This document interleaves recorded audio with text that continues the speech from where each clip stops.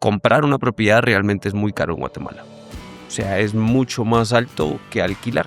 Entonces, para cierto segmento hace más sentido alquilar una propiedad que comprar.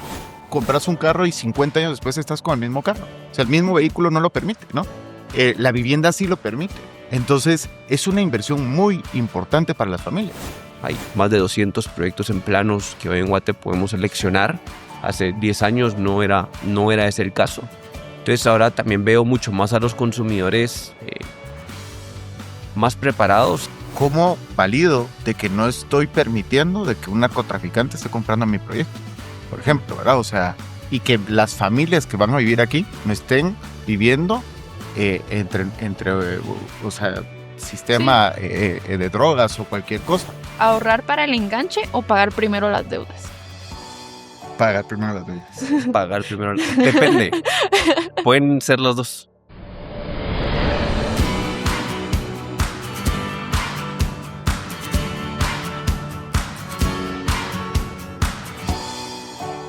Bienvenidos a un nuevo episodio de Crea Urbe. Hoy volvemos a tocar un tema que siento que nos apasiona bastante en el podcast y es el tema de vivienda. Pero esta vez lo hacemos desde un paso antes de adquirir la vivienda o de estar hablando de la vivienda per se, sino de cuando uno calcula, empieza a pensar en el dinero que tiene que reunir para tener un enganche y buscar un proyecto que sea compatible con las necesidades. En Guatemala sabemos que existe una demanda creciente, importante y bastante alta de vivienda, pero al final pasa algo también en el proceso, que no todos los interesados logran llegar a completar esa compra. Entre la intención y la escritura también interviene el tema de precio, la cuota, el historial crediticio, los ingresos, incluso el acompañamiento que recibe cada comprador. Y para entender un poquito más qué está ocurriendo en el mercado inmobiliario y el tema de financiamiento de vivienda, hoy nos acompaña Diego Montes, CEO de Housing, y Mauricio Corso, CEO de El Punto. Así que bienvenidos a Crea Urbe y gracias por acompañarnos hoy. Muchísimas gracias a ustedes por la invitación. De verdad que es un honor estar aquí presentes y creo que pues con Diego podemos aportar muchísimo valor y de verdad pues contar un poco de todo lo que hemos hecho y lo que se puede hacer en la industria y cómo dignificar a las familias de Guatemala. Listo. También muchas gracias por la invitación y feliz de poder aportar y dar ese granito de arena a los posibles compradores que nos están oyendo. Y también nos acompaña obviamente en el podcast Jimena Fernández, que es periodista de República Inmobiliaria. Muchísimas gracias también por estar aquí y gracias por poder aportar un poco más para este tema tan importante. Pues quiero que empecemos un poco la conversación. Vamos a ir al primer bloque. Nosotros le pusimos el comprador cambió. Esa es la teoría que tenemos nosotros desde República Inmobiliaria, pero queremos obviamente abordarlo con ustedes. Y dejo un poquito esta pregunta para Mauricio. Desde el mercado inmobiliario, si nos podrías contar un poco quién es que está buscando vivienda hoy y qué ha cambiado en las prioridades del comprador actualmente. Yo veo, a ver, mi punto de vista es dependiendo del segmento del que estemos hablando específicamente, ¿no? Nosotros en Grupo Juntos nos enfocamos mucho en un segmento de familias, con unidades de venta abajo de los 170 salarios mínimos. ¿Por qué 170 salarios mínimos? Porque hablamos de la ley de interés preferencial, que es el subsidio que existe actualmente. Este subsidio nos permite, durante 7 años subsidiar la tasa de interés para el consumidor final. Teniendo esto en consideración, el techo que tiene son 170 salarios mínimos. Luego, pues existe Mi Primera Vivienda, ¿verdad? Que es un subsidio del banco con una tasa de 5.5 y que también ayuda al consumidor final. Luego de entender y vemos, sí, 170 salarios mínimos es el precio tope de venta, más o menos 725,000 quetzales por unidad, nos vamos para atrás. ¿Y 725,000 a qué se refiere, verdad? Porque también empezamos a entender que no la mayoría, la gran mayoría de la población pues no puede o no tiene la capacidad para comprar una unidad de este precio. Entonces empezamos a ver ingresos familiares. Cuando volteamos a ver ingresos familiares, hablamos entre 2 salarios mínimos a 6 salarios mínimos. ¿Cuál es este rango? De 8,000 quetzales aproximadamente a 21,000 quetzales ¿verdad? 24. Entonces, ¿qué tengo que hacer yo? Hacer un análisis de que mis cuotas de financiamiento estén en ese rango y no tienen que abarcar todo el rango, sino que el segmento de ubicación a la que hemos estado estructurando un proyecto en específico. Cuando hablamos de un segmento en donde queremos hacer productos con cuotas de 3,000 quetzales. Ya hablamos de otro segmento más específico, podríamos hablar de un segmento D o C más, o C menos. Y entonces, ¿cuáles son las características de qué ha cambiado el consumidor Ujú. en este segmento en específico? Es diferente a un segmento que podemos hablar en casas de descanso en Antigua Guatemala, por ejemplo, Claro. ¿verdad? Entonces, aquí estamos hablando de dos mundos totalmente diferentes. Cuando hablamos de familias que ganan entre 2 a 6 salarios mínimos, hablemos un promedio de 4,000 de 4 salarios mínimos, 12,000 quetzales, pero 16,000 quetzales. Ahí empezamos a ver que son familias como núcleo familiar, no como persona individual, como núcleo familiar, ganando 16,000 quetzales. Puede que papá gane, no sé, 10,000, mamá gane 6,000, o papá gane 8, mamá gane 5 y el hijo esté empezando a trabajar, etcétera. Cuando tenemos esas condiciones de vida y las familias están viviendo realmente, me atrevo a decir, Barberena o después de San José Pinula, se están haciendo 4 horas de camino para Ujú. llegar a su lugar de trabajo. Uno de los estudios que hicimos en una ocasión es el punto más importante a nivel de, a ver, donde las familias más quieren vivir es zona 9 y el obelisco. Todo lo que esté cerca del obelisco y zona 9 se va a vender súper bien.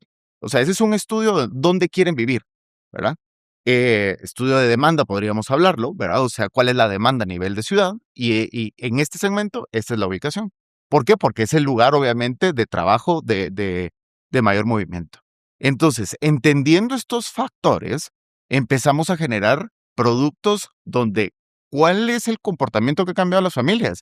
Prefieren ceder un espacio de jardín grande y tener 2, 3 mascotas, espacios con relativamente bastante grandes, hablando de una casa de 150 metros cuadrados, 180 metros cuadrados, y prefieren pasarse a la ciudad a vivir un apartamento de 46 metros cuadrados, sin parqueo de carro, pero dentro de la ciudad con un mejor estilo de vida, una calidad de vida. ¿Qué es lo que sucede? Tiene el proyecto parqueo de motos. Entonces hablamos de un producto de 450,000 quetzales, ubicado en la zona 8, en Liberación, ¿verdad? O sea, súper cercano al obelisco, súper cercano a zona 9, y 3 habitaciones, un parqueo de motocicletas y con acceso cercano peatonal, o sea, súper cerca, 5 minutos al transporte público. No vamos a entrar en detalles de transporte público, pero lo que quiero hablar a nivel general es, las familias prefieren eso. ¿Por qué? Porque hoy en San José Pinula están viviendo y se mueven en moto porque en carro se hacen 3 o 4 horas. Entonces se mueven en moto, se hacen hora y media o Claro, 1 hora. claro. ¿Y qué pasa cuando pasan a vivirse a zona 8? Se hacen 15 minutos para su casa, pero se levantan 2 horas después de lo que se levantaban antes. Se duermen 2 horas antes o más allá que dormir. Tienen tiempo para dedicarle a su familia o dedicarse tiempo a ellos mismos, ¿no? Sí. Esos son temas, creo yo, donde empiezan a cambiar las costumbres por el tema de la densidad poblacional que estamos teniendo y el crecimiento urbano que estamos teniendo a nivel ciudad o a nivel metropolitano. Claro. Perdón, antes de que Jimena haga la siguiente pregunta, quería conectarlo un Sí. poquito con lo que estabas diciendo, Mauricio, y preguntarte directamente, Diego, porque justamente una de las preguntas que yo tenía es qué pesa más en la decisión actual de las personas. Y yo daba un par de opciones: ubicación, tamaño, avenida, desprecio o cuota mensual. La experiencia tuya, Diego, cuando la gente se acercaba a ti, porque entiendo que al final, en este caso es con la ubicación, no sé si llegaban con la misma, con ese mismo punto de esto es lo que a mí me importa, o viste otro cambio diferente. Mira, creo que depende mucho del cliente final. Hay algunos que van a preferir ubicación, ¿no? O sea, la ubicación es lo primordial en temas de real estate. Eh, pero también ubicación, accesos, quién está detrás, el precio definitivamente es fundamental. Y creo que va a ir cambiando también dependiendo de la etapa de la vida de las personas. Claro. Las viviendas van cambiando. Uno debería ver la vivienda de acá a los próximos 3 años. No tengo familia, no tengo hijos, entonces puedo vivir en un apartamento de 1 o 2 cuartos. Me caso, ya debería estar buscando algo de 2 o 3 cuartos. Ya tengo mi primer hijo, ya debería estar viendo apartamentos de mínimo 2 cuartos. Cuando los hijos se van de casa, entonces ya un apartamento de 3, 4 cuartos ya se queda muy grande. Tal vez me podría reducir algo de 2. Entonces, depende mucho cuando nos buscaban a nosotros, cuando nos buscan clientes, ya llegan pues puntualmente con la vivienda. Cuando nos buscan para inversión es otro tema, no necesariamente va a ser la ubicación, sino va a ser mucho la rentabilidad y qué va a Ok. poder pasar, cómo se ve un poco la plusvalía en ese sector, y es eso. Conectando un poco con lo que dicen los dos y pasando a la siguiente pregunta, algo que a mí me llamaba la atención, que también mencionaba María José, es que, digamos, llegan muchos compradores con ustedes, ¿verdad? Llegan muchas personas que están buscando, que quieren una vivienda. Yo me imagino que aquí todos, desde los 20 hasta los de ahí en adelante, todos quieren comprar una vivienda, ¿verdad? Pero no todos pueden. Sí. Diego, cuando una persona quiere comprar, ¿cómo se determina cuando ese interés sí puede realmente convertirse en la acción de compra y no solo en esa intención? Yo te diría, hablando puntualmente de la parte financiera y de cara a los bancos, creo que hay varios factores. Uno es que conozca muy bien cuál es su situación financiera, o sea, que las personas entiendan si están pasando por un momento complicado, si están muy endeudados, que tengan mucha claridad sobre cuáles son los ingresos, cuáles son los gastos fijos de la familia. Eh, Partiría también con conocer cuáles, voy a hablar un poco de cuáles como los criterios bancarios y tal vez eso va a complementar mucho esto. Cuando yo quiero solicitar un crédito, el banco me evalúa primero cuál es mi historial crediticio. Si he pagado a tiempo, si tengo moras, si tuve incumplimientos con un banco, cuántos meses, etcétera. Dos, también se meten a ver mi nivel de endeudamiento. Quieren saber cuántas deudas tengo, si he comprado carros, eh, si soy codeudor de alguna otra persona, si tengo algún préstamo personal, tarjetas de crédito. Entonces los bancos hacen un scan de cuál es el historial y cuál es el nivel de endeudamiento de las personas. Tercero, ingresos comprobables. Muchas veces dos personas que puedan ganar 20,000 quetzales no necesariamente van a tener la misma capacidad de pago porque uno está mucho más endeudado que el otro. Entonces, con los ingresos comprobables también se mide la capacidad de pago de los clientes. Entonces, yo partiría antes de ir a buscar una propiedad, tener ya un buen scan interno de cada persona, hacer ciertas precalificaciones con 1, 2, 3 bancos que me puedan decir, ok, Diego, tú eres apto para comprar una propiedad de este valor. En base a tu situación actual, en base a tus ingresos, en base a tus deudas actuales y en base a cómo ha sido tu comportamiento en los últimos años. Ok, y ya que menciona esa cuestión, digamos, de análisis de ingresos y tomando en cuenta, como Mauricio hablábamos antes de empezar, que los dos vienen de segmentos muy distintos, ¿verdad? Mauricio, tú ves segmentos un poco más abajo, Diego, tú ves sectores un poco más arriba. Teniendo ese panorama que es más completo, ¿cómo ven ustedes la demanda? ¿Guatemala tiene una falta de demanda o una demanda que no logra convertirse en una compra real? Y esta pregunta es para ambos. Yo diría, corregiría, y es un segmento más grande, ¿verdad? O sea, porque más allá que bajo es grande mi segmento. Ok. Hablamos más o menos del 30% de la población que tienen los ingresos que yo les menciono, de 2 a 6 salarios mínimos.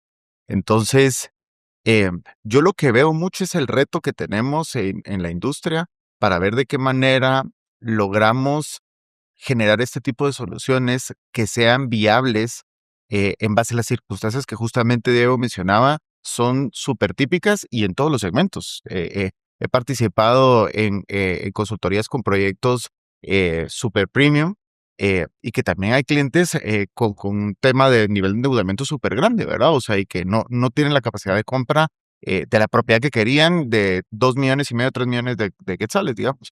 Pero ¿qué es lo que pasa? Yo coincido mucho con los comentarios de Diego y desde mi punto de vista lo veo como un acompañamiento. Nosotros a nuestro equipo de ventas los llamamos asesores de inversión, ¿verdad? O sea, son asesores de inversión porque normalmente, a ver, en muchas ocasiones puede ser la única vivienda que compren las familias guatemaltecas.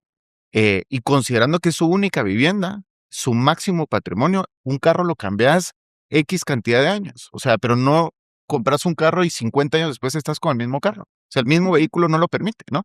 La vivienda sí lo permite. Entonces, es una inversión muy importante para las familias, por lo cual tenemos que ir viendo los mecanismos adecuados y ayudar y acompañar, darles un acompañamiento personalizado a las familias. ¿Qué es lo que hacemos? Usted sí es apta para un crédito, ¿ok? Lo puedes comprar, pero está al límite.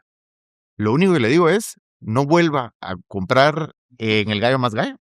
O sea, no vuelva a endeudarse en este lugar, no compre un celular a cuotas semanales, ni se le va a ocurrir empezar a comprar su tele, no va a empezar a comprar su cama. Momento, yo la voy a ayudar, ¿sí? Pero espéreme a que el banco le dé la autorización. Obviamente usamos el FHA. Para nosotros el FHA es un aliado súper estratégico, ¿verdad? Hablamos de un 5% de enganche. Cuando hablamos de un 5% de enganche, ahí pues voy acompañando un poco lo que se mencionaba y hablamos de enganches incluso fraccionados a 18 meses de 1,200 quetzales, ¿verdad? Esas son las figuras que nosotros como desarrolladores estamos buscando gestionar para el consumidor final y que sí pueda comprar. Tiene 18 meses para pagar su cuota de X monto. Pero durante el momento lo vamos acompañando de que no haga esto, tenga cuidado con esto, porque después se le puede complicar.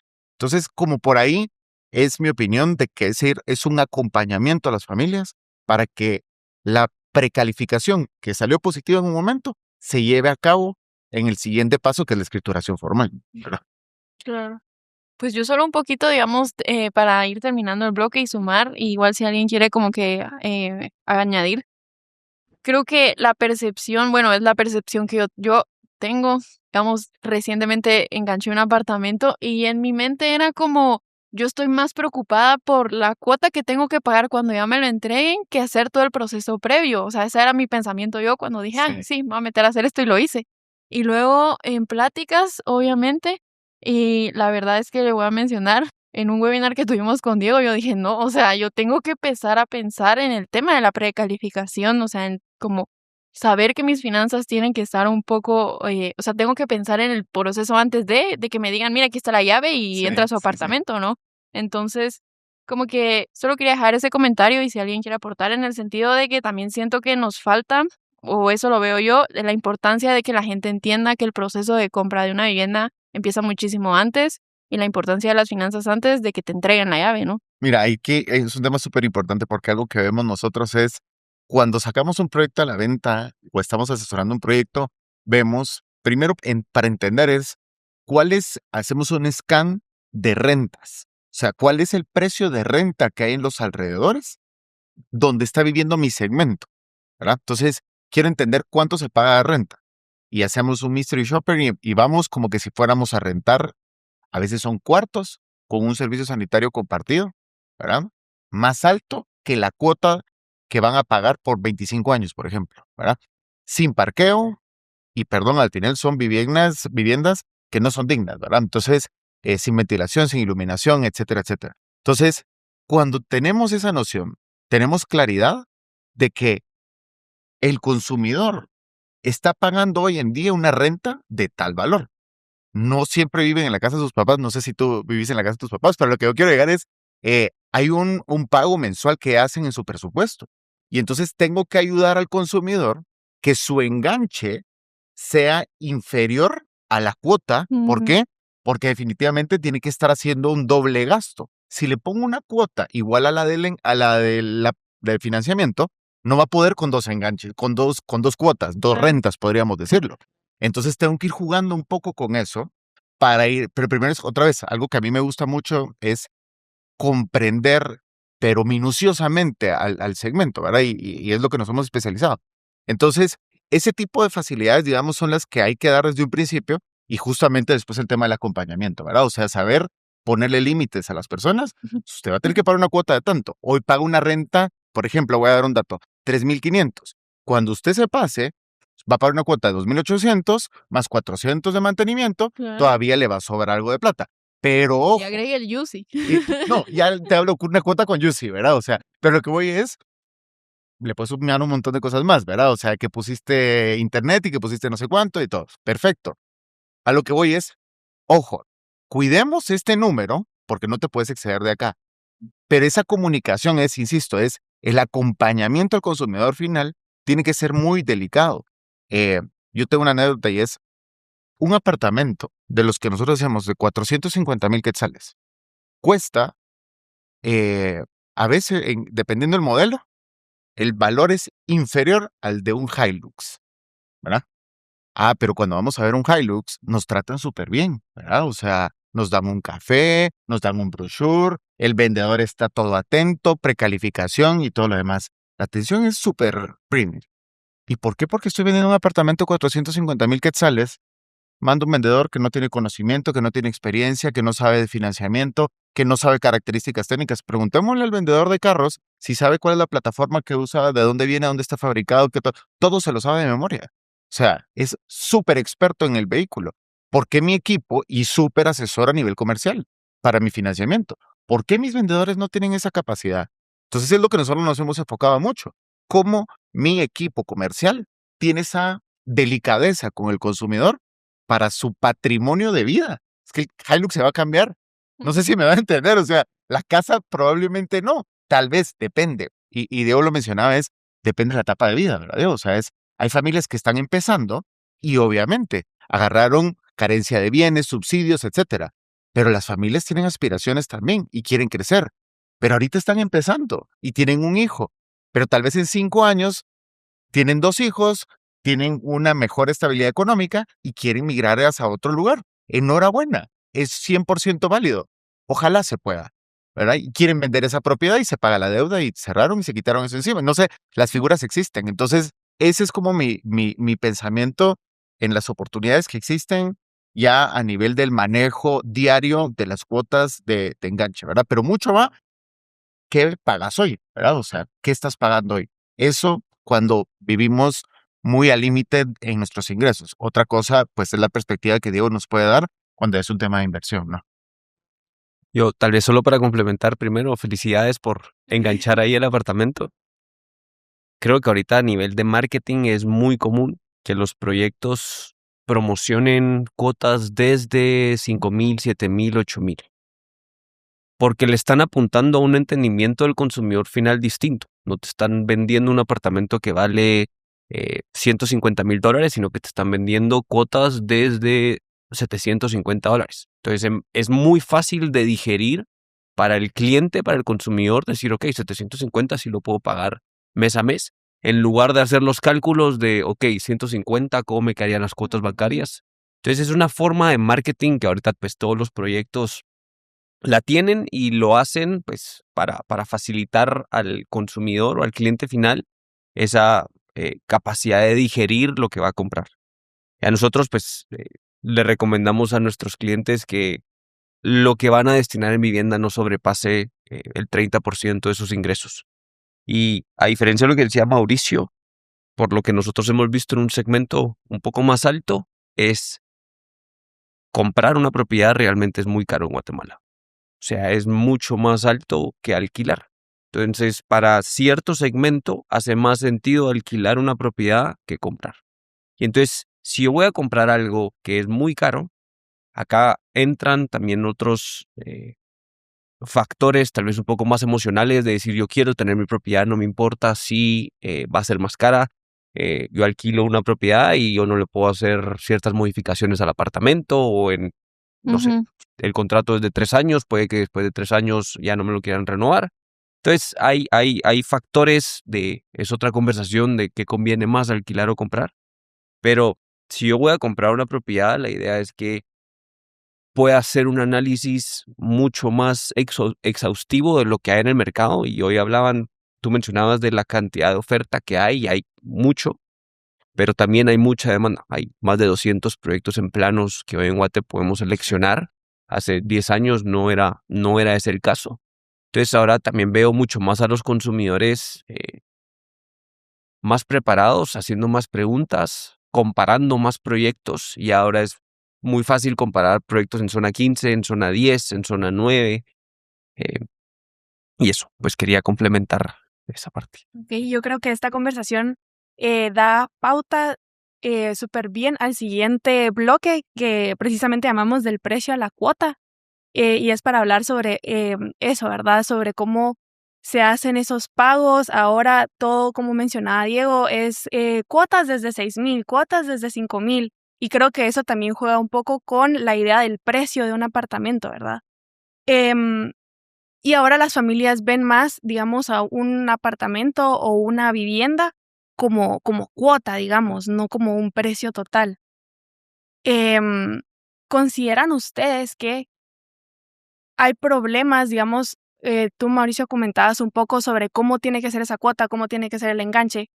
Eh, ¿Creen que actualmente hay problemas con el precio o que a veces las cuotas no caben adentro de los ingresos de las familias que están buscando adquirir una vivienda?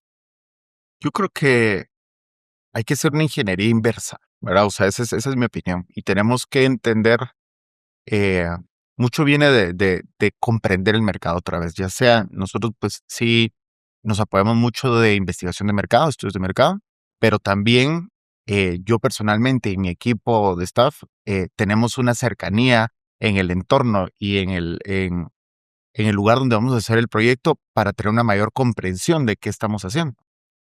Para mí si vamos a hacer un producto en esta ubicación, tenemos que saber a quién específicamente le vamos a vender.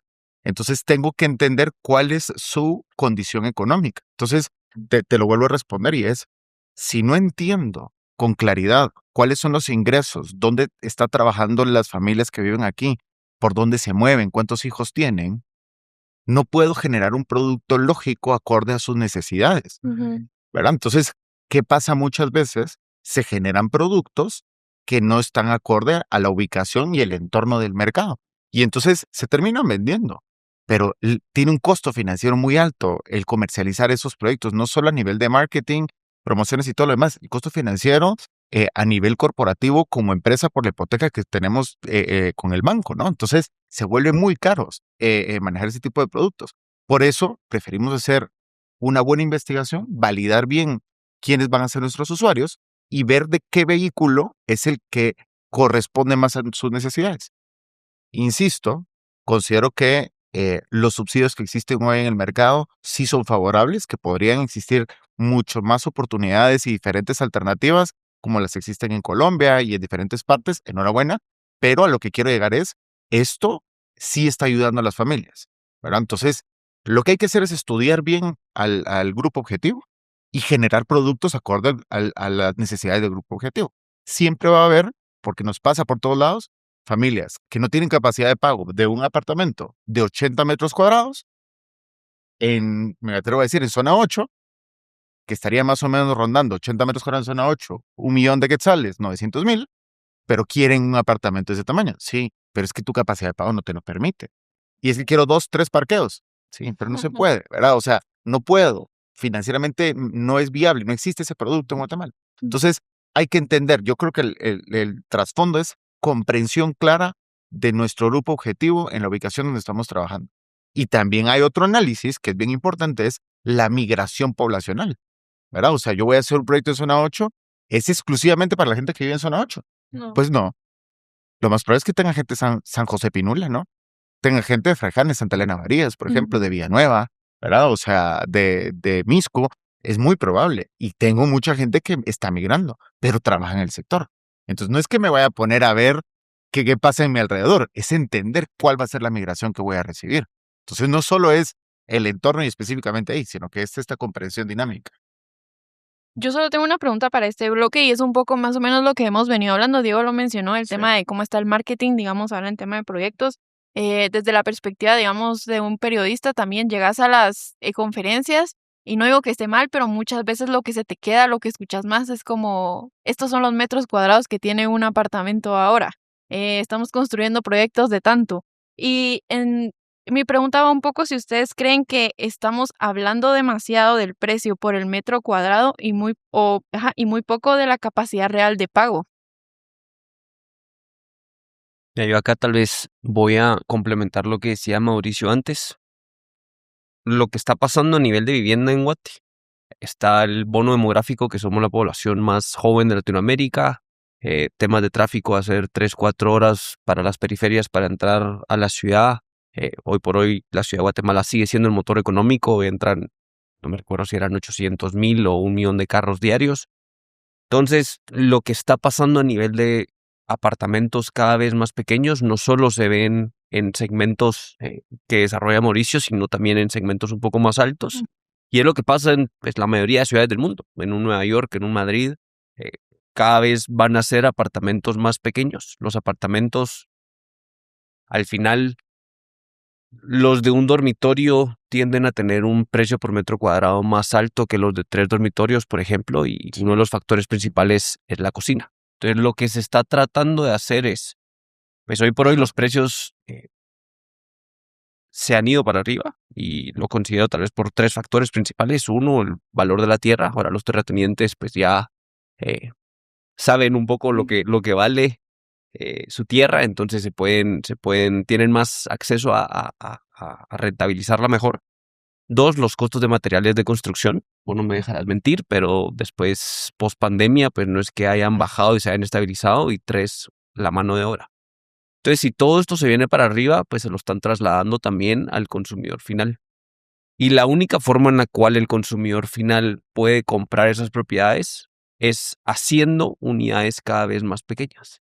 Entonces, para que encajen todavía dentro de la misma cuota. Con una cuota de 8,000 quetzales, tal vez antes se podía comprar un apartamento de 120 metros cuadrados. Ahora con 8,000 quetzales, ahora se va a poder comprar un apartamento de 90 metros cuadrados. No sé si tenés alguna o Ya, podemos... pasemos al siguiente. Bueno, yo iba justo a empezar este siguiente bloque donde vamos a hablar un poquito más del comprador financiable. Y no sé por qué ahorita literalmente estaba pensando cómo empieza este bloque y me vino a la mente este meme que solemos ver. No sé si ustedes lo han visto, yo lo vi y dije, tenía mucha razón de qué estaba haciendo yo en 1998 cuando estaba en la panza de mi mamá y por qué no estaba comprando un terreno ya. Entonces, creo que cuando uno entra ya a ese mundo, uno dice, sí es cierto, si me hubieran dicho, no sé cómo, pero desde ahí hubiera empezado. Entonces, preguntarte un poquito, Diego, ¿qué necesita una persona para ser considerada financiable por una entidad bancaria? Que siento que es algo que tal vez muchos no podemos tener claros. Mira, te diría, lo voy a partir en 3 cosas. Uno es la capacidad de pago. Y esta capacidad de pago va relacionada directamente con los ingresos que esta persona genera y con las deudas que tiene. Entonces, para que una persona sea considerado bancable o que los bancos le pudieran prestar, es que tenga ingresos comprobables. No es lo mismo que yo doy servicios profesionales y facturo 20,000 quetzales y todos están pues con facturas ante la SAT, contadores, tengo respaldo de contadores, a que yo diga mis ingresos son 20,000 quetzales, pero solo facturo 5,000 quetzales. Los Ujú. otros 15,000, pues de cara a los bancos, no los van a poder verificar. Ujú. Entonces, uno, que tengan ingresos comprobables, que realmente se puedan verificar. 2, endeudamiento. Y acá pues entra mucho el tema de la educación financiera y las tarjetas de crédito pueden llegar a ser un arma muy dura de salir o muy complicado de salir. 2, un buen récord crediticio. También pagar las tarjetas a tiempo, pagar préstamos a tiempo, tener mucho cuidado si yo me pongo como codeudor de alguien más, si esa otra persona no paga, a mí me afecta en mi récord crediticio. Y ese récord crediticio, pues los bancos sí son muy, muy estrictos. Y te diría el tercero es tener esa liquidez inicial o ese enganche. Hoy por hoy, FHA o la mayoría de proyectos te permite fraccionar el enganche en un buen periodo de tiempo. Entonces, enganches desde 5%, 8%, 10%. Entonces te diría que tal vez son esas 3 cosas que son importantes para que alguien se vuelva financiable, como tú dices. Tener buena capacidad de pago, tener un buen récord crediticio, un buen historial de pago de cara a las entidades financieras y tener ese enganche o esa capacidad, esa liquidez inicial para dar ese aporte. Y Diego, complementando un poco lo que tú comentas, digamos, sobre esos factores que hacen financiable a una persona. Hay personas que son financiables, ¿verdad? Pero que pueden llegar a cometer ciertos errores que los dejan afuera de esos clientes potenciales. ¿Cuáles son los principales errores que puede cometer un cliente y cómo podría evitarlo para poder llegar a esa casa que están buscando o ese apartamento que quieren comprar? Te voy a hablar también un poco de qué hemos visto nosotros, de cuáles fueron pues esos errores principales o cuáles fueron las principales caídas de nuestros clientes. Y lo puedo partir en dos. Uno es la parte de proyectos en planos y la otra es de segundas ventas. En proyectos en planos, yo hoy reservo un apartamento que me lo entregan en 2 años. Yo hoy hago una precalificación y salgo positivo. Pero durante 2 años pueden pasar muchas cosas. Puede que yo me compre un carro, puede que saque bisacuotas y ya al momento de que me van a entregar la propiedad, a pesar de que puedo seguir con los mismos ingresos, puede que yo me haya endeudado más durante estos 2 años. Entonces puede que en 2 años más adelante yo ya no sea, la precalificación ya no salga positiva, ¿sí? Entonces, de cara a proyectos en planos, tal vez mi recomendación es tener esa educación y esa responsabilidad financiera de, ok, hoy me aceptaron, tal vez en 6 meses vuelvo a hacer otra prueba con los bancos. Las precalificaciones son gratis de cara a los bancos. Yo pudiera precalificar para ver si tengo opción de comprar un apartamento de X monto y en 2, 3 días me deberían dar una respuesta. Tener esa responsabilidad financiera, decir, ok, no me voy a endeudar más, o tener esa estabilidad laboral, de decir, ok, me cambié de trabajo o salí del trabajo donde estoy porque voy a emprender, eso también puede cambiar mucho. También pensar, ok, tengo una responsabilidad y un compromiso de que en 2 años voy a tener que sacar un crédito para financiar la propiedad que compré. Y pasando al proyecto, a segundas ventas, que son viviendas ya existentes, ahí pues, se nos han caído casos en distintas etapas. Uno es la precalificación de los bancos. Es muy sencilla de hacer. Ahí los bancos revisan historial, revisan nivel de endeudamiento y en ese momento no revisan necesariamente los ingresos. Yo simplemente le digo a los bancos cuánto gana mi cliente, pero no necesariamente se los demuestro.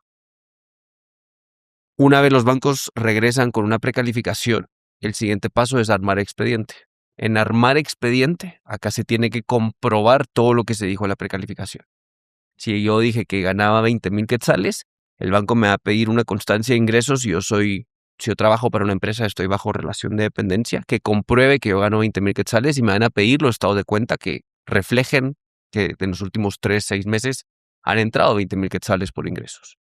Entonces, muchas veces se caen o se han caído clientes por no tener esa visibilidad real de cómo generan esos ingresos. Lo más fácil y los clientes más sencillos son los que trabajan para una empresa y pues tienen una constancia de ingresos y mensualmente les entra el mismo monto.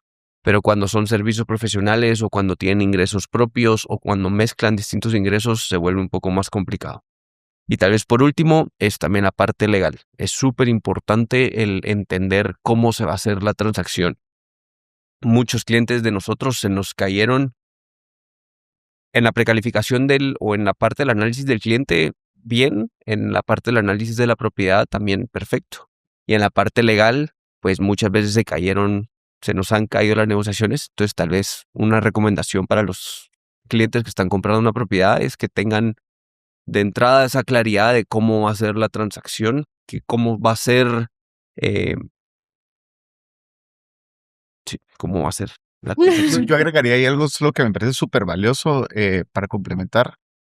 Abordando el área legal, existe una evaluación de la IVE, ¿verdad? O sea, que por obligación se tiene que pasar.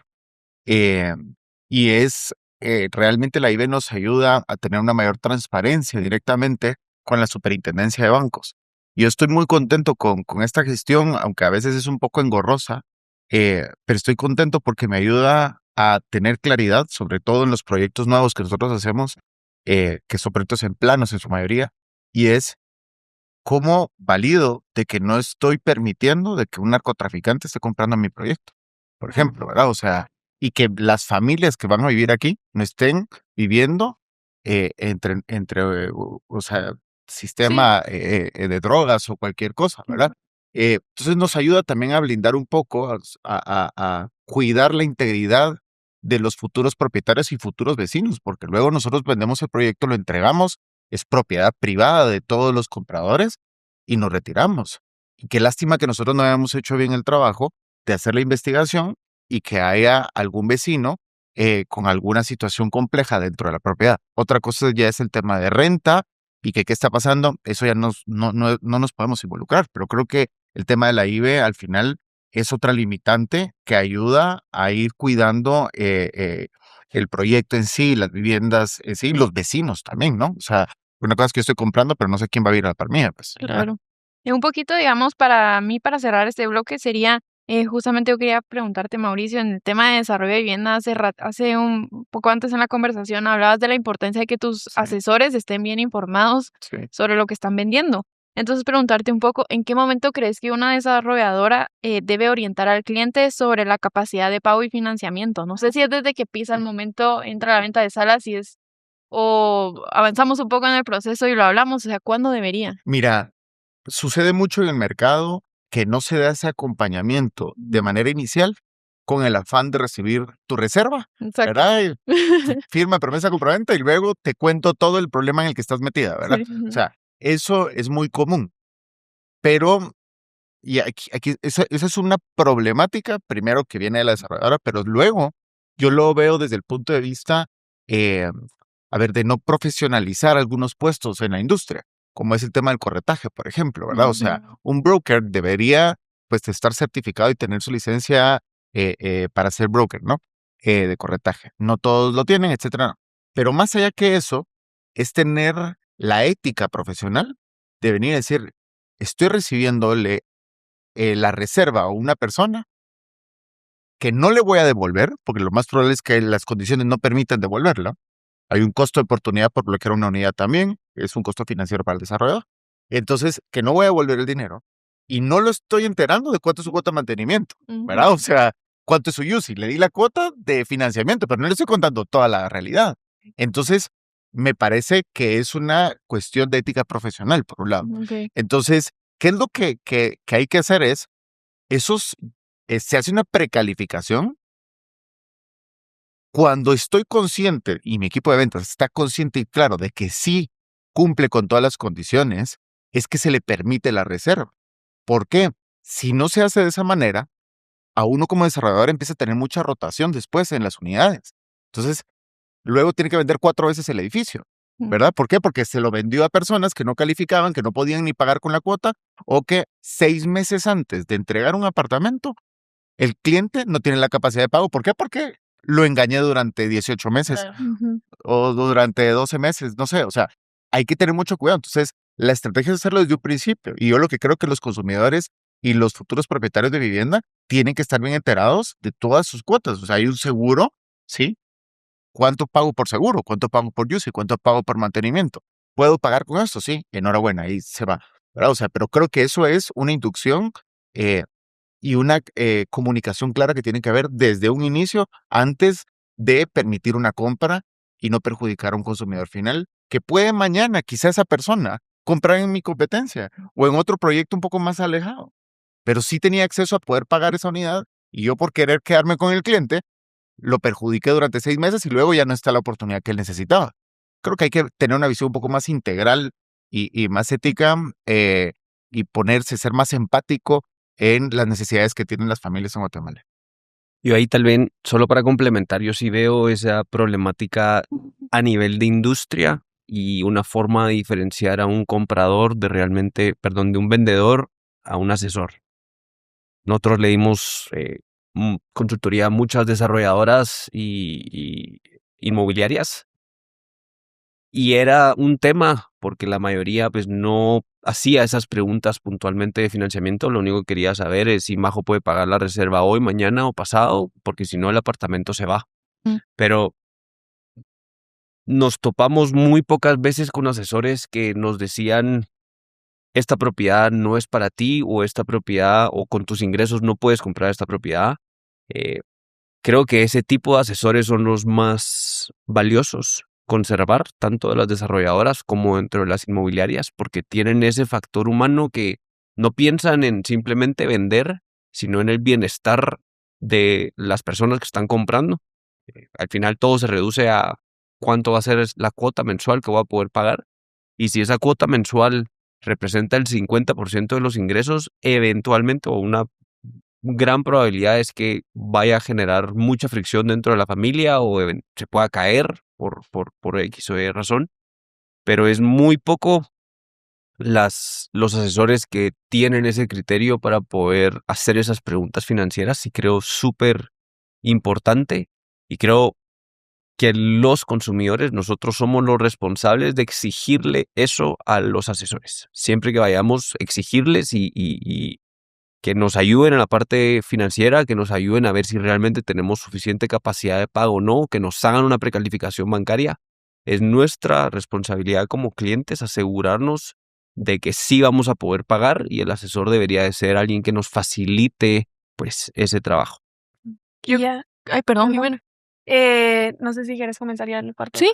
Ok. Yo justamente iba a cerrar eso, me quedo con eso que dice Diego, de la importancia que uno como consumidor exija saber toda la información desde un inicio. Quiero cerrar el tema de los bloques con el último, y ahí solo me voy a quedar yo con una pregunta, y le pusimos un poco de cómo ampliar el acceso a vivienda. Esta pregunta es para ambos y me gustaría que obviamente ambos me pudieran aportar. Y es un poco que me cuenten qué creen ustedes que tendría que cambiar para que más personas interesadas logren comprar una vivienda, o sea, logren cerrar esa idea que tienen y no se vaya a quedar solo en una idea. Mira, yo partiría que en Guatemala somos muy afortunados con el tema del enganche, por ejemplo, de ese 5, 7, 8%. A diferencia de, no sé, Estados Unidos, en donde si las tasas suben, la demanda o la cantidad de transacciones de vivienda bajan. Acá realmente ha sido muy estable. O sea, si sube la tasa de 7,5 a 8%, no es que vaya a caer la cantidad de compras. Entonces, somos muy afortunados que tenemos esa facilidad para fraccionar el enganche. Te diría que he visto distintos mercados y no lo tienen. O sea, todos tienen un enganche, pero generalmente el enganche va de 20, 30 para arriba. Acá podemos comprar propiedades desde un 10% de enganche o 5% de Sí, enganche. 5%. Yo coincido mucho con Diego y creo que justamente es una de las, yo creo que es un trabajo multidisciplinario, ¿verdad? O sea, ¿cómo hacemos para que las familias puedan acceder a más vivienda? Es un trabajo colaborativo de la entidad privada a la entidad pública. Primero, creo que definitivamente algo que nos afecta a nivel de desarrollo de proyectos inmobiliarios es el tiempo, ¿verdad? O sea, cuando hablamos de un negocio financiero, hablamos de tiempo y es crucial. Entonces, si yo me tardo 14 meses sacando una licencia de construcción, realmente se encarece porque tengo un costo financiero más alto, la rentabilidad se me va diluyendo. Entonces, si compro un suelo exageradamente caro, ¿verdad? Porque aquí hay un tema, a mí me encanta hablar del valor residual del suelo. A veces están ofreciendo suelos que no tienen capacidad u oportunidad de desarrollo a precios más altos solo porque tiene tal ubicación, pero el valor residual real no es coherente a las oportunidades que tenemos. Entonces, creo que es una secuencia de muchos factores multidisciplinarios que tenemos que ponernos de acuerdo. Primero, los que están vendiendo el suelo, precios coherentes de venta de suelo. Coherentes. ¿Qué es la capacidad que puede dar y que tiene esa ubicación? No es que está ubicado en Liberación y que no se van. Sí, pero es un G1. O sea, la capacidad de potencial que tiene el suelo no te permite densificarlo ni para hacer un área comercial, ¿verdad? Entonces hay que ser coherentes. Dos, veo tema la entidad pública. Creo que, me atrevo a decirlo con mucha certeza, hay muchísima corrupción, ¿verdad? En las instituciones. Entonces, empieza a gestionar un tema de mucha problemática y no hablo de muchos intermediarios, ¿verdad? O sea, que tal vez no son directamente las instituciones, sino que hay intermediarios que empiezan a gestionar esta corrupción y entonces nos alargan los tiempos de licencias. También creo que un trabajo técnico que eventualmente tenemos que hacer, que tiene que venir más pulido y de mejor calidad para evitarles menos procesos o reprocesos a las entidades públicas. Entonces, en cuestión hablo de multidisciplinarios, tanto los arquitectos, ingenieros, hidráulicos, eléctricos, todos los ministerios que tienen relación con nosotros, los propietarios de suelo. Si todos nos ponemos de acuerdo y tenemos clara cuál es la visión que tenemos detrás, las gestiones en bancos, las precalificaciones, el crédito capital de trabajo, la construcción. O sea, la construcción, lo hablo y lo he dicho varias veces, vamos a ver un edificio en zona 9 de hace 50 años, es un 90% parecido a un edificio nuevo que están construyendo ahorita. Columnas de 70 centímetros, 80 centímetros, vigas de 60 centímetros, etcétera, etcétera. O sea, no hay innovación en ese sentido. Entonces tenemos que innovar. Ya empieza a surgir un poco de innovación con esta presión que estamos haciendo, pero lo que yo quiero transmitir es un trabajo multidisciplinario, donde todos tenemos que trabajar de manera colaborativa para realmente ir poniendo nuestro grano de arena y que más familias tengan acceso a este tipo de oportunidades. Si hacemos un proyecto en lugar de hacerlo en 30 meses y lo pasamos a 18 meses, para todos es mejor negocio, tanto para el futuro propietario, porque se le puede vender más barato, porque se pagaron menos intereses del capital de trabajo, del desarrollo per se, ¿verdad? Como también el constructor puede hacer más proyectos en menos tiempo, las municipalidades están captando más fondos porque están permitiendo más proyectos y las familias están felices. Es una dinámica multidisciplinaria. Yo creo que es un trabajo colaborativo el que tenemos que hacer, tanto público como privado, para que realmente podamos generar más unidades de vivienda. Nosotros de Grupo En Punto hacemos todo lo que podemos, hemos cometido errores, hemos aprendido, lecciones aprendidas, gracias a Dios. Hemos visto dónde hay oportunidades para optimizar estos, pero siempre nos encontramos con un muro, ¿verdad? O sea, que ya no podemos seguir avanzando, que ya no tenemos injerencia nosotros.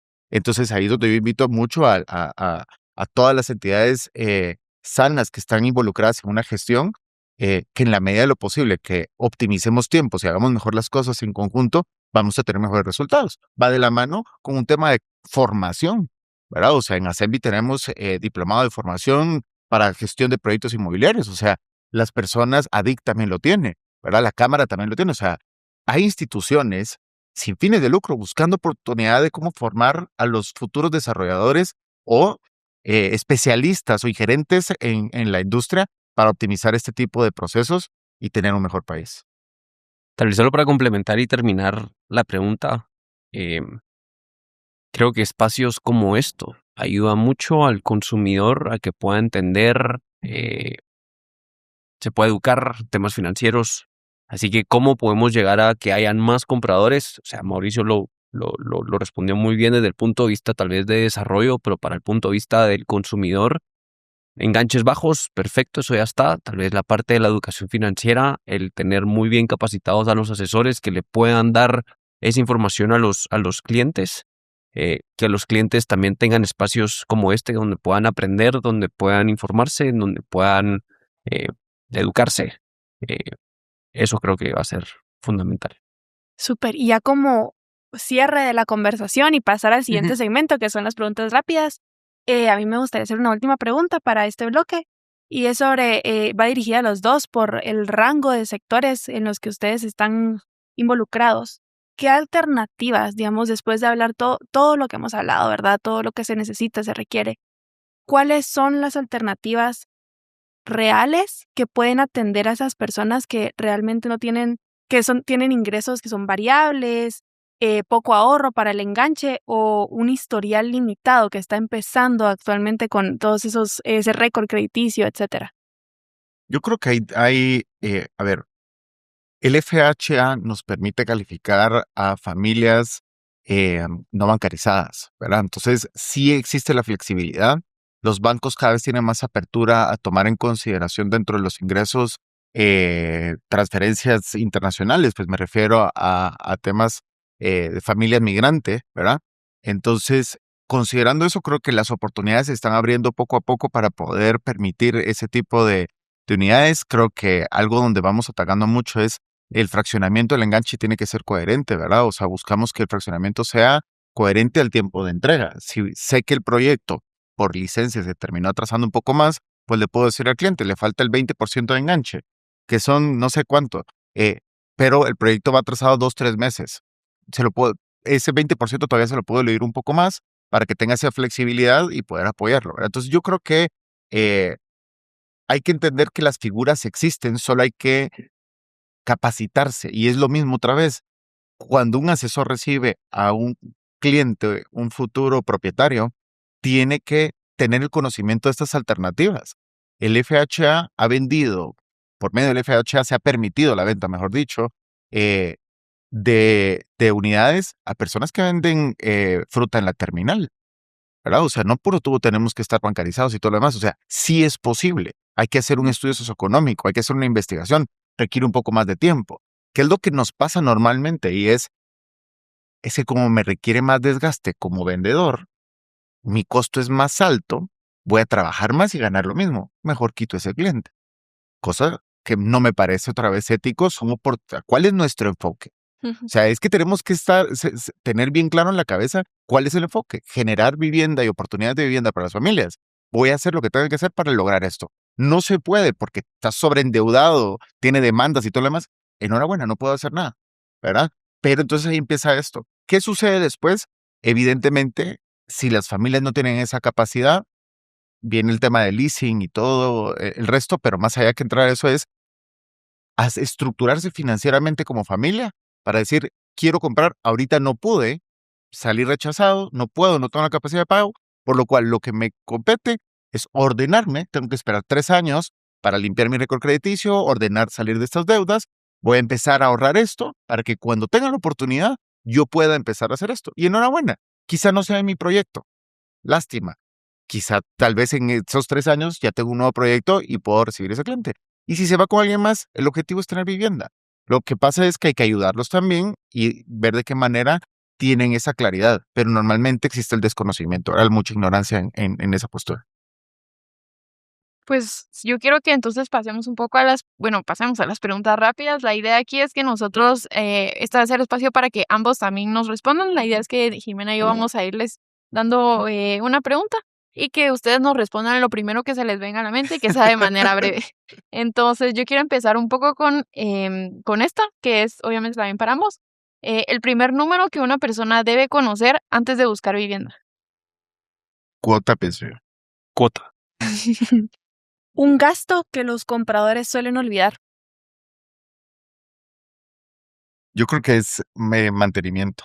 Pero mantenimiento me refiero integral, no solo lo que pago por mis servicios de áreas comunes, sino que quiero internet a tal velocidad, ¿verdad? O quiero poner esto, quiero poner lo otro, y empiezan suscripciones de Netflix, por ejemplo. O sea, gastos hormiga no los toman en cuenta en su presupuesto y luego nos termina pegando económicamente. Yo en segundas ventas, tal vez gastos de cierre, gastos legales, honorarios legales, bancarios, suelen estar entre el 3 y el 5% del valor de la venta.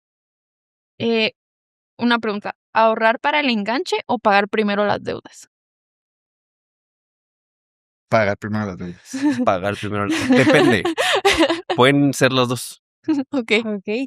Una señal de que una persona todavía no está lista para una hipoteca. Indecisión. Ok. Yo creo que, y es indecisión, no sé dónde quiero vivir, no sé qué quiero, ¿verdad? O sea, entonces, no solo ubicación, sino que producto, inestabilidad tal vez, ¿verdad? Poca visibilidad de cómo están sus finanzas. Mi última sería un cambio que creen que facilitaría el acceso a vivienda. Trabajo colaborativo. Tal vez una mejor asesoría. Ok. Súper. Y como última pregunta, una recomendación para quien quiere comprar en los próximos 2 años. Yo lo que creo es estar bien claros de dónde estamos hoy, ¿verdad? O sea, dónde estoy hoy, cuáles son mis condiciones de hoy y a dónde quiero llegar y si tengo los medios para llegar a esa posición visual donde me visualizo como familia. Quiero irme a vivir, voy a poner un ejemplo, quiero vivir en zona 12, ¿sí? Y hoy en día vivo en San José Pinol. Estoy claro de que tengo que ahorrar cierta cantidad de dinero, de que los productos que venden ahí, el precio promedio está en tanto y lo más probable es que vaya teniendo un tema de incremento, que mi familia se acopla al estilo de vida de ahí. Entonces, tener clara esa visualización me permite prepararme hoy para poder dar ese paso. Pero si yo mentalmente no estoy claro de dónde quiero estar mañana, no voy a poner los medios humanos diarios para poder alcanzar ese objetivo. Entonces creo que si nos visualizamos de una manera bien clara dónde queremos estar, vamos a lograr llegar a donde estamos. Pero si no sabemos ni dónde queremos estar en 2 años, o sea, es imposible que en 2 años vas a comprar tu vivienda, o sea, no tenés claridad. Otra cosa es el tema de renta, ¿verdad? O sea, vamos hablando de otro tema porque son oportunidades que surgen de manera inmediata, a un precio muy atractivo, y ahí sí se puede hacer una transacción. Pero me refiero para vivienda propia, creo que hay que ordenarse y tener claridad cómo funciona mi familia y si podemos o no como familia estar en esa ubicación, que vamos a pasar de casa a apartamento, o de apartamento nos vamos a ir a vivir a Carretera El Salvador, a comprar una casa, ¿verdad? O sea, estoy claro que me voy a hacer 3 horas de tráfico, o estoy claro que voy a tener que madrugar ahora todos los días.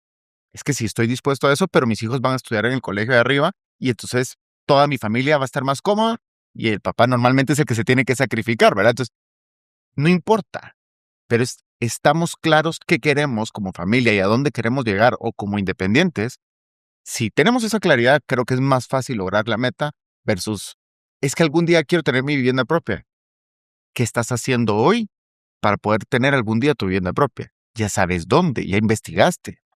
No importa que sea dentro de 2 años, pero aprendamos qué está pasando en el mercado. Esa es mi recomendación. Yo tal vez muy similar a Mauricio, pero tal vez le haría un enfoque financiero, tener una conciencia financiera de dónde estoy hoy, qué puedo comprar hoy, cuánto tengo hoy de enganche o de liquidez para poder hacer ese primer pago. En base a esa conciencia financiera ya se me pueden abrir o bajar distintas opciones. Si tengo un ingreso fijo o estoy como independiente, ingresos variables. Si tengo o no tengo ahorros para dar ese enganche. Si tengo suficiente ahorro, puedo comprar una propiedad ya existente. Si no tengo ahorros, pues me limito tal vez a ahorrar durante 2 años y después comprar una vivienda o enganchar un apartamento y pagarlo durante un par de años. Entonces tal vez tener esa conciencia financiera y la situación actual. Otra vez la precalificación en los bancos, porque al final si voy a depender de un banco, qué mejor que de entrada me puedan decir, Diego, hoy lo máximo que podría llegar a comprar es una propiedad de este valor. Y hay distintas herramientas financieras. Ahora los bancos, algunos tienen algún par de calculadoras en sus páginas en donde simplemente uno puede poner cuánto gana, más o menos cuántos son los ingresos mensuales y cuánto tiene de enganche, y eso le debería estar arrojando más o menos el valor de la vivienda que podría comprar en base a sus ingresos. Entonces, el usar ese tipo de herramientas es también una recomendación para que puedan realmente planificarse y en base a eso ya poder hacer ciertos ajustes de, ok, vamos a trabajar un poco más para irnos a un apartamento un poco más grande o a otra zona en específico, pero lo partiría mucho de la parte de dónde estoy hoy financieramente. Pues yo quiero agradecerles a ambos por habernos acompañado hoy en este episodio de Creaurbe, obviamente también a Jimena por estar con nosotros, y la verdad es que eso, por haber enriquecido esta conversación donde hablamos de financiamiento y vivienda, y que creo que es un factor súper importante para Guatemala, en un país donde mucha gente quiere tener vivienda, mucha gente necesita vivienda y tenemos que seguir pensando en vivienda, o sea, no tenemos que dejarlo a un lado. Entonces, gracias a ambos por estar hoy con nosotros. No, Muchas gracias gracias por a la ustedes. invitación. Y gracias a ustedes también por ver un nuevo episodio de Creaurbe. Esta vez no quiero despedirme sin mencionarles que por favor aparten la fecha. El 24 de septiembre vamos a tener nuestro República Summit de Urbe, que se va a llamar Densificar para Vivir, Conectar y Prosperar. Va a ser en Avia a las 2 de la tarde, entonces quiero hacerles una invitación. Pronto van a poder ver más detalles sobre la agenda y los speakers que vamos a tener.